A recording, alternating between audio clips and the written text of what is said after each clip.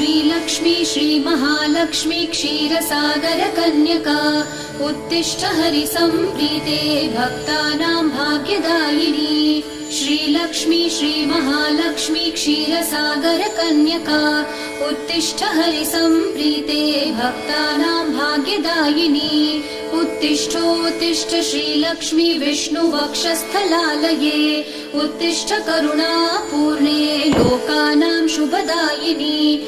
उत्तिष्ठोत्तिष्ठ श्रीलक्ष्मी विष्णुवक्षस्थलालये उत्तिष्ठ करुणापूर्णे लोकानां शुभदायिनी।